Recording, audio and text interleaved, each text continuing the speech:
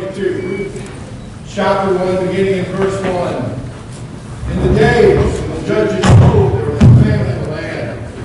The man of Bethlehem in Judah went to sojourn in the country of Moab, he and his wife and his 2 sons. The name of the man was Elimelech, and the name of his wife Naomi. And the names of his 2 sons were Mahlon and Chilion. They were Ephrathites from Bethlehem in Judah. They went into the country of Moab and remained there. But Elimelech, the husband of Naomi, died, and she was left with her 2 sons. These took Moabite wives. The name of one was Orpah, and the name of the other Ruth. They lived there about 10 years. And both Mahlon and Chilion died, so that the woman was left without her 2 sons. And her husband, up down to verse 19. Ruth and Naomi have returned to Bethlehem. And we read from the author of the book of Ruth. So the 2 of them went on until they came to Bethlehem. And when they came to Bethlehem, the whole town was stirred because of them. And the women said, "Is this Naomi?" She said to them, "Do not call me Naomi, call me Mara, for the Almighty has dealt very bitterly with me. I went away full, and the Lord has brought me back empty. Why call me Naomi? For the Lord has testified against me, and the Almighty has brought calamity upon me." So Naomi returned, and Ruth the Moabite, her daughter-in-law, with her, who returned from the country of Moab. And they came to Bethlehem at the beginning of barley harvest. Let's pray together this morning. Father, thanks for the time together. Lord, it just so happens that we are... I have a good friend who spent his days in seminary as the personal assistant to the senior pastor at a large mega church in Birmingham, Alabama, in the U.S. Now, he wasn't the pastor's secretary. He had a secretary. He was the pastor's personal assistant. This guy traveled a lot, and the deacons decided it wouldn't be that great an idea to have him just traveling by himself. He and his wife had young kids. The kids were home. The wife could travel with him. So we'll pay a seminary student to come be his personal assistant and to travel with him and to kind of learn how it is that they do what they do. Well, that particular church was and is very well known for being very aggressive and taking on huge projects that are related to the kingdom of God. Is that me that's doing the popping? Yeah. It's the manly beard, isn't it? Yeah. It's a burden. But I deal with it. So my friend's traveling with the pastor. The pastor did this church in which they'd always take on these really huge projects, and they were a whole person kind of projects. So, for example, they would divide their year up in a particular way. In the fall, we're going to work on clean water to Mali. And you go, well, Mali's kind of a big country. Which part of Mali? Yes. All of it. I mean, they would go big or they go home. They would always go big fly. It was always sort of like, we're going to address the sex trade in India. Which part of it? Yes. All of it. Well, so in the fall and in the spring, they divide up kind of a school year. They pick a different issue kind of every semester. And then in the summer, they send out just tons of short-term mission teams.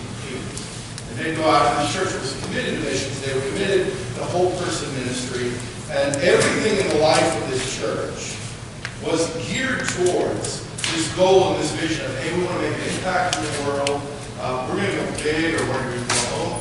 They were the epitome of all in. Well, my friend, as he's serving as the personal assistant to the pastor, while he's on staff at that church, while they're in seminary, his wife miscarried. Now, she wasn't alone. This is a big church. There's lots of young couples. So there were several women who were at various different stages of processing that kind of grief. My friend asked, went to the deacons, went to the pastoral leadership and said, hey, can we start a grief group for couples that have miscarried? And they were told, no.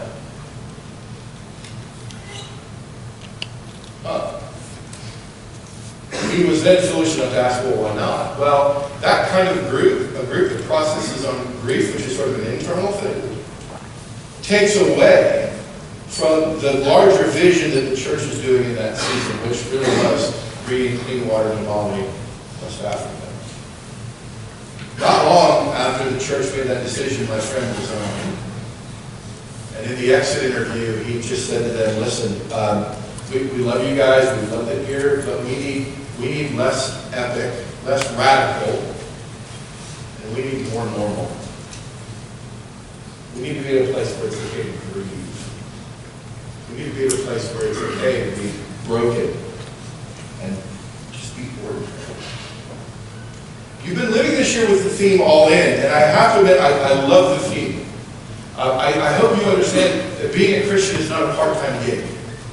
One of the things that makes me crazy as a pastor is someone will come to see me and they're talking about some sort of issue in their life, and they'll talk about their work, and I'll make a suggestion, and they'll look at me like I have a third eye in the middle of my forehead, and they'll be like, well, Pastor, that's business. I want to talk about church. Like the two things have nothing to do with one another. And I hope you've understood that all in doesn't just mean, well, my dating life is my own business, everything else is Jesus can interfere with. No, all in really does mean all in. But there's an inherent danger to this notion of being all in.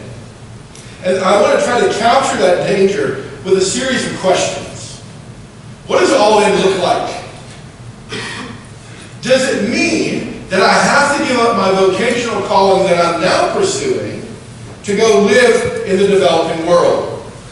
So I think I want to be a teacher, but I have to sort of give up that calling because being all in means I got to go live in outer Mongolia. When I was a kid growing up, we get missionaries, and they'd come and they'd tell these great stories of, yeah, we live in Papua New Guinea and we eat saga worms. I'm 10 years old, I'm like, dude, that is awesome. You eat worms? How great is that? And my sister is just completely revolted and swearing off any call to missions whatsoever. Because there's no way. She's going to go live somewhere where you have to eat worms. She also has like a foot thing, and everybody in the picture is running around barefooted, and she's like, no, sorry. Not for me. So does being all in mean you got to move to the developing world? Does being all in mean that you have to follow in the shoes of men like Nate Saint and Jim Elliott, men who were martyred in order to take the gospel to the world? Does all in mean that, like Dr. King, whose birthday we celebrated this past week, does it mean that I have to push back against the great systemic evil in the day? Does all in necessarily mean that everything in my life has to be epic and huge and radical, and that I have to go big or go home? Can I be all in and just be ordinary and normal?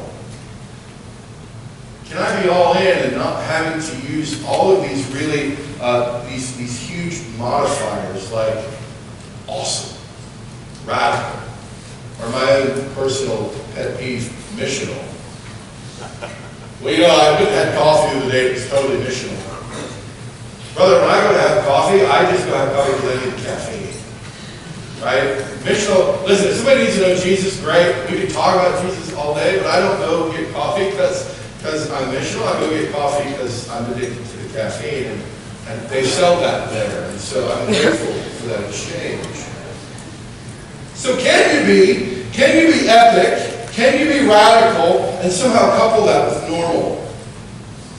Well, the Old Testament book of Ruth shows us how those two things can work together. And at the risk of all of the hype and all of the hyperbole and playing into all of that, the Old Testament book of Ruth really is an epic tale. We're best to think of the book of Ruth like we would think of a female Olympic gymnast. It's full of grace and beauty, but it possesses surprising power. The book of Ruth is epic because it serves as a hinge in the story of God's redemptive history. Ruth gets us to Bethlehem. Before we have the book of Ruth, we don't have Bethlehem. David doesn't have a hometown. We don't have a place for Mary and Joseph to go when there's a Roman census, and so we don't have Jesus being born in Bethlehem. We need the book of Ruth. It's a hinge. It's an epic story. Ruth also shows us that in spite of Israel's best efforts to the contrary, God's going to keep the covenant promises he made to his servant Abraham. In Genesis chapter 12, God promised Abraham that all the families of the earth would be blessed through him. Not just Jewish families, not just Israelite families, not just Hebrew families. No, all the families of the earth. And Ruth is a Moabite. She's a Gentile. And so God will be faithful to his promises. And one of the things we learn, and one of the things that makes the book of Ruth epic, is we're reminded that God's promises aren't dependent on the faithfulness of his people. Rather, God's promises ride on his faithfulness. And God always keeps his promises. Ruth is an epic book. But like the Bible always does, the book of Ruth takes our ideas about epic and it turns it on its head. For most of us, when we think about this idea of being epic or being radical, we think of, most of the time, my preferred delivery system of epic is me. If it's epic, it's because I rock. If stuff is epic around me, it's because I'm awesome. So if the teams I play on are epic, it's because I rock. If the ministry that I'm a part of is epic, it's because I rock. If my marriage is awesome, it's not because my wife puts up with me. No, it's because I rock. I am my preferred delivery system of epic. But the book of Ruth takes that and it turns it on its head. Now, we don't just want to view Ruth as being an epic book. It's not just this great tale of God's redemptive history. We can read it that way, and if we did read it that way, we'd get the information correct. But we'd be guilty of what C.S. Lewis said of his friend Owen Barfield. Now remember, these were guys who they'd sit around at this great old pub in Oxford and they'd read each other's stories. Lewis said this of Owen Barfield. He said he's read all the right books, but got the wrong thing out of every one. He's read all the right books, but got the wrong thing out of every one. We can see the epic in the book of Ruth, but we can miss the normal. And so I wanted to suggest to you this morning that we read the book of Ruth with this sort of big idea, with this melodic line in mind. The book of Ruth, the big idea for it is this. God calls his people to exercise real faith in his ability to fill that which is empty. God calls his people to exercise real faith in his ability to fill that which is empty. So what do we know about Ruth? Well, we know, first of all, that Ruth is a story that's full of emptiness. It's a story that's full of emptiness. Look at Ruth chapter 1, verse 1. We start with, in the days when the judges ruled. Now, I'm going to presume that many of you have had, what do you call, we used to call it, Taylor, we called it Biblet 1. It was Introduction to the Old Testament. What do you call it here? Old Testament survey. So you've had an Old Testament survey. Book of Judges, great book? Yes.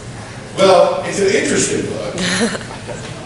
Do we look at the book of Judges and go, this is how you ought to live? No. Hopefully not. Some of you need to go see Dr. Neverfurther as leading students if you think the book of Judges is the way you ought to live your life. No, so the book of Judges, we learned, is a time of just a moral, spiritual, political anarchy. There's a refrain that runs through the book of Judges. Remember what that refrain is? There is no king in the land, so everyone does what's right in his own eyes. So we have an empty throne that starts the book of Ruth. We also have empty bellies. Now we've said that this story takes place in Bethlehem. Bethlehem is a compound word. It's made up of two Hebrew words. Beth means house, and Lehem means bread. So Bethlehem literally means the house of bread. We should begin to see the irony of the fact that there is a famine in a town called the house of bread. It would be sort of like going to Iowa and all of a sudden they run out of corn. We get more irony out of it. Not only is there a famine in the house of bread, but this good, upright, godly Hebrew family decides they're going to leave Judah and they're going to go to Moab. Now, we know the origins of the people of Moab. After God destroys Sodom and Gomorrah, Lot and his family are fleeing. The wife turns back. He looks back. She turns into a pillar of salt. So you have Lot and his two wives living in a cave because they're afraid to go around people. And the daughters get this great idea, hey, listen, the family line is going to stop with us because there's no man on earth that's going to want to be married to us. So here's what, let's do this. Let's get Dad drunk.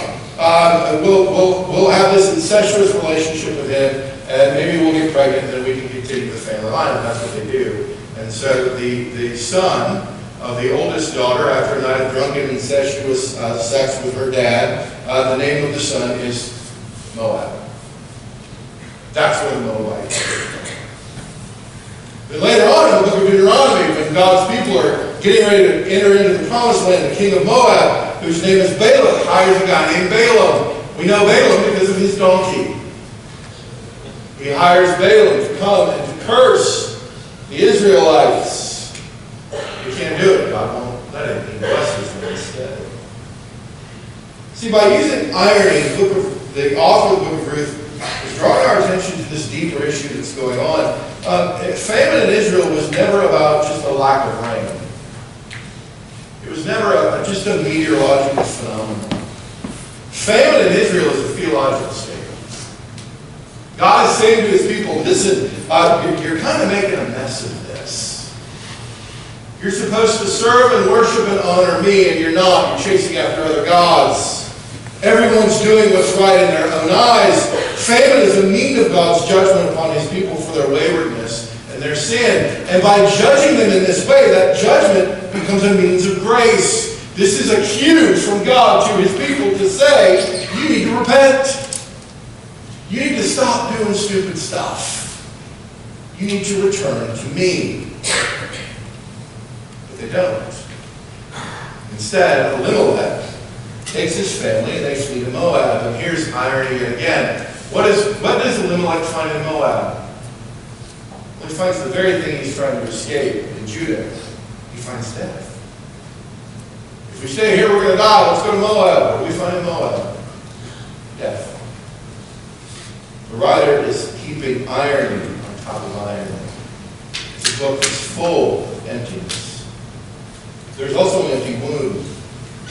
We're told in the text that for 10 years, Ruth and Mahlon were married. 10 years of marriage and no children. It's a statement that's being made. It's hard to see in the English. The Hebrew construction for taking a wife is an unusual one.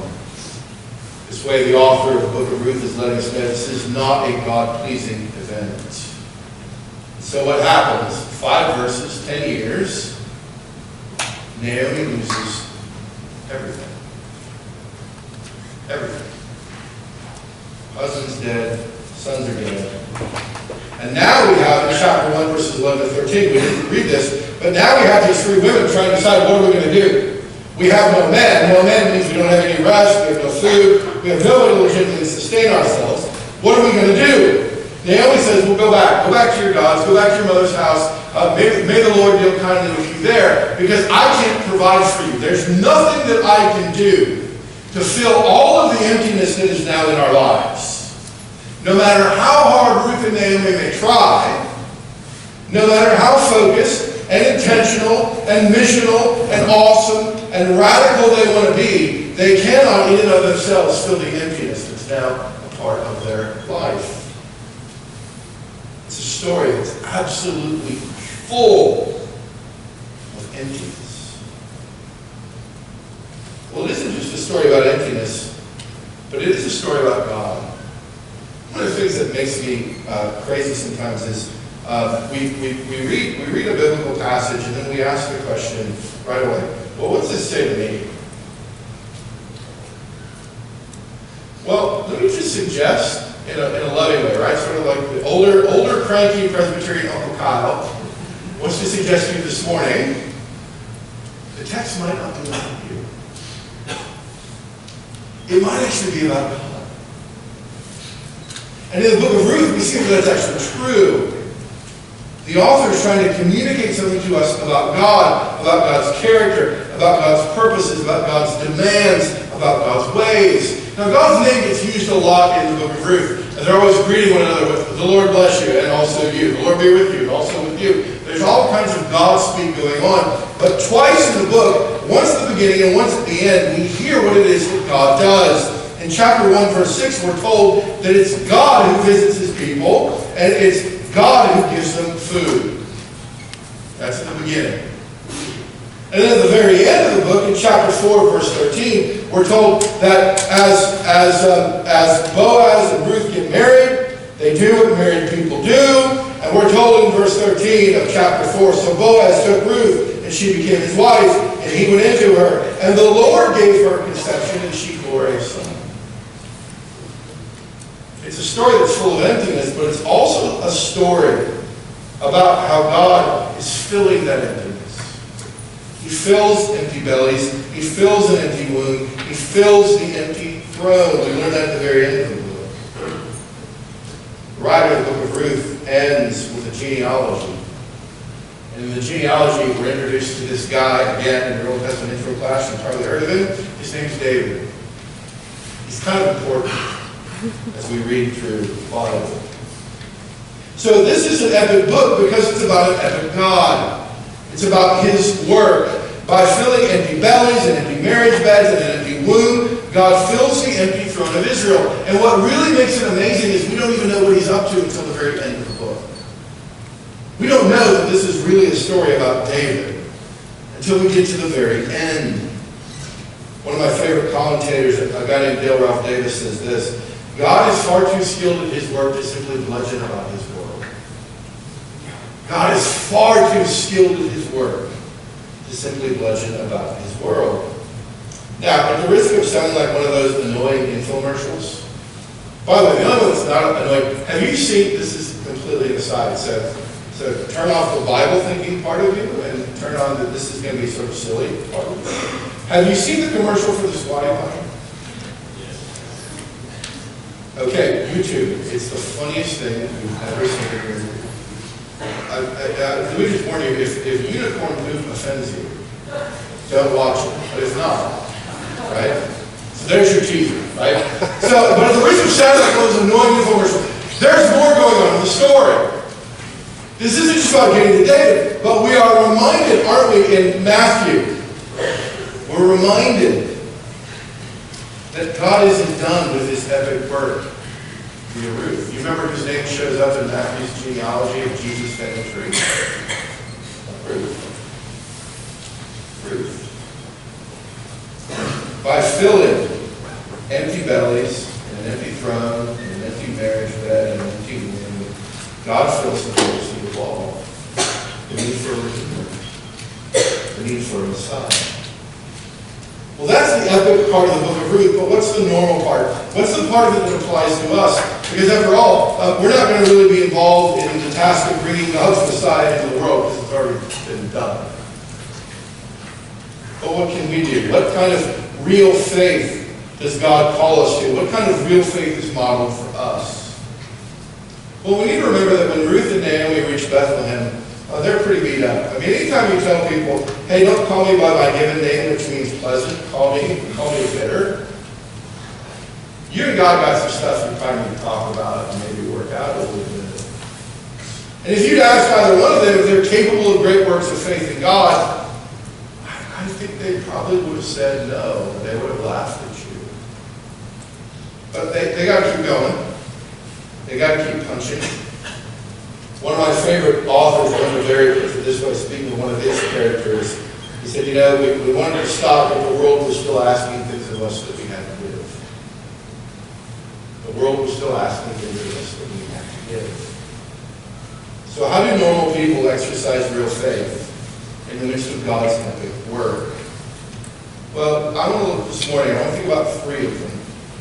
One for each of the main characters in the book of Ruth. The first one we want to think about is Naomi. Naomi enters into God's epic work, and she shows how she exercises her real faith, honestly, by lament. Look again at verses 19 to 22. Actually, look at verse 20 and 21. Don't call me Naomi. Call me Mara. For the Almighty has dealt very bitterly with me. I went away full, and the Lord has brought me back empty. Why call me Naomi when the Lord has testified against me? And the Almighty has brought calamity upon me. You ever feel frustrated with God's plan for your life? You ever feel frustrated with the idea that I have absolutely no clue what God's plan is for my life, that other people seemingly can sort of see it clearly, and I can't. Well, when our frustration runs into doubt, then we get lament. And friends, just understand, lament's not a bad thing. One of the things that makes me crazy about evangelical church culture is we show up every week and we think everything's got to be awesome, and everything's got to be fun, and everything's got to be happy clapping. It sounds more like the Lego movie than it does like the people of God gathered together for worship, right? Everything is awesome. Everything is cool because Jesus is my boyfriend. It makes me crazy. What? Naomi hasn't turned her back on God. She hasn't told God to get lost. But she is in this very real and very intense way. She's dealing with God. Let me ask you this. Do you think there's another God that you can somehow deal with? Is there some other sovereign creator of the universe that you could possibly talk with and sort of have this kind of in-depth, intense conversation? No, there isn't. And so Naomi demonstrates real faith through her suffering, through her loss, through her lament. In other words, she enters the story in the same way we all have to enter the story. She comes in at her point of overwhelming need. Friends, one of the things, I hope you learn this while you're in college, because if you can learn this now, you're going to be years ahead in terms of your walk with Christ. College is not a time in which you negotiate with God what your life is going to be like. God doesn't do negotiation. God says to you, I created you for this. Now, let's get on board with this, because in this, your life will be meaningful. Your life will be significant. You will be obedient to what I made you for. And after all, this is what He created you for. So if we come into this thinking, well, no, lament's bad because, listen, I'm going to negotiate with God how my life is going to go. No, you're not. You're not. You enter into it at the point of your overwhelming need, but you don't negotiate. You need Him. All you bring to the party is sin that needs to be freed.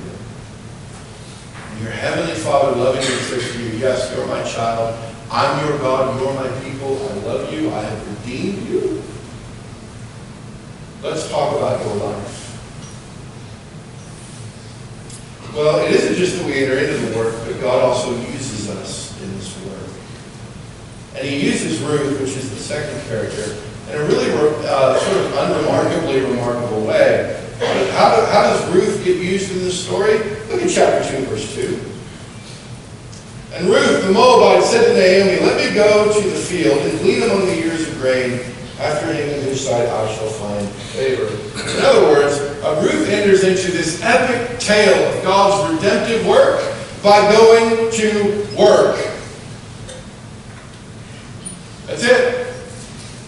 She gets up in the morning and she goes to work. And by the way, this isn't a great job.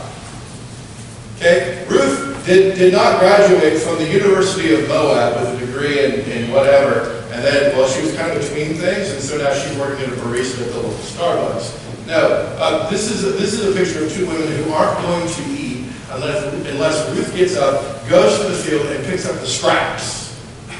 That's what's going on. And in that simple act, in just getting up and going to a crappy job, God shows up. Look at chapter 2, verse 3. So she set out ahead, and she gleaned in the field after the reapers. And she happened to come to the part of the field belonging to Boaz. In other words, the writer's saying, so providentially by accident, this is where Ruth ends up. God's work. Her work is an act of real faith. Note, too, that at this crappy job, Ruth works hard.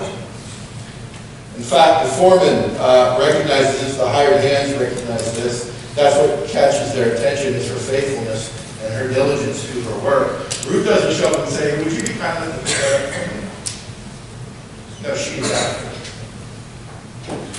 Now, I trust you understand that in our culture, and as you're thinking about what you're going to do with the rest of your life, and you're thinking about your vocation, I hope you understand that our culture, and so most of the folks in evangelical churches, have the completely wrong end of the stick when it comes to work. Here's how our culture thinks about work. I want to make work my God. I'm going to neglect all sorts of God-given relationships, my spouse, my children, my extended family, so that I can make enough money to quit working as soon as humanly possible. I want to work and neglect everybody else so that as soon as I can quit working and then maybe pay attention to it. Well, friends, this insanity is not the Bible's understanding of work. And careful attention to work in the book of Ruth will help us begin to sort of reimagine our relationship with work. Let me just urge you this morning. Probably is a great time to think about this. If you're here this morning, you're going, hey, I'm picking a major because I just want to get paid. You need to rethink that. That's not, the purpose of work is not for you to make major bank. There's a deeper, greater purpose to work. It precedes the fall. And work is really one of God's good gifts. And if only you can think of work is, I just want to get paid, then you're missing your Creator's intention for what work is meant to be. So thirdly, lastly, we come to Boaz. This quiet, salt of the earth, middle-aged farmer. How does Boaz show real faith in Yahweh? Now I know we get to read chapter 3, and he's the kinsman redeemer. We can go right from that to Jesus. It makes everybody happy. And in the circles that I'm in Reformed churches, we want to be able to preach Christ from every text. But the problem is that when we do that, we forget what kind of man Boaz really is. Boaz is a Leviticus 19 man. Don't turn there now, but later. Look at Leviticus 19 and see what it is that God commands of his people. God commands of his people that they love their neighbor in practical ways. God commands of his people that we do justly and we love mercy and we walk humbly with our God. God tells us that in showing love for our neighbor in very practical ways, we're actually demonstrating our love for him. And Boaz does this. This is what real faith looks like. Listen, and you don't have to go to Burkina Faso to demonstrate your faith. You don't have to go to Swaziland or Papua New Guinea to show real practical love for your neighbor. No, you can do that here, and that's what real faith looks like. This is the normal part of the epic normal. God's people engage faithfully in the work that God has given them to do. And by doing so, they enter into and they're a part of the work that God is doing. Friends, you don't have to sell everything and move to some developing country. And if you're not martyred for the gospel, it doesn't mean you're not being faithful to Jesus. It doesn't mean that you're not all in. But it does mean that you think very carefully about the place of lament. It means that you think very carefully now about the vocation that God has called you to and your relationship to work. It means that you think very carefully about what it means to do justly and to love mercy and to walk humbly with your God. I don't know what God has called you to do with your life. It's probably different from what he's called your roommate to do with their life. You may not even know what God has called you to do with your life. That may be why you're here. You're trying to figure that out. Be assured, though, that in the same way that God uses Ruth and Naomi and Boaz, God can use your faithfulness and he can use your obedience. It's not because God needs you. It's not because you're extra special and super awesome that God will use you. No, God delights, our unlimited God delights in using limited creatures to do his work. And so go all in. Do it. Don't just talk about it. Do it. But understand that all in might mean that you're an elementary school teacher in Millard and you're married and you have 3 children. It may mean that I apologize. Some of you may be like, man, I don't care what all in is as long as it doesn't include my hometown. That was me. If you'd have told me 20 years ago I'd be back in Fremont, brother, we would fight. I mean, right now, we're throwing down. And there are no rules in this. It's about to get Old Testament nasty. There we go, right? Because I got an education, so I wouldn't have to go back to my hometown. But then what does God call me to do? Go back. Plant a church in Fremont. It's all in. Friends, all in simply means that you do good, faithful, obedient work for what God has called you to do. It may not be a full-time Christian ministry. You may not have to leave Omaha. You may just go back to your hometown. And you won't be afraid of one another. And you'll do good, faithful work. And you will do justly. And you will love mercy. And you will walk humbly with your God. Because that's what it means for real people to be all in. And then we get to sit back and we get to say, God, I don't know what you're going to do with it, but I know it will be epic. Not because I'm awesome, but because you are. Let's pray. Father, thank you for time together this morning. Lord, thank you for this wonderful story of Ruth. Lord, would you use it? And would you remind us in those times in which we're struggling with, Father, I can't be serving you because I'm just doing normal stuff. I'm just doing average stuff. I'm just doing I'm a teacher. I'm a coach. I'm a housewife. I have a job selling widgets, Father. Would you help us to see the goodness and the graciousness and your provision in all of those things? And Lord, would you help us to be faithful? Jesus told us that he who is faithful with little will be given much. And so, Lord, would we be faithful in the little? Would we be faithful in the normal? Would we be faithful in the ordinary? Trust in that. That you will take it and you will do your good and perfect work. We ask all this now in Jesus' name.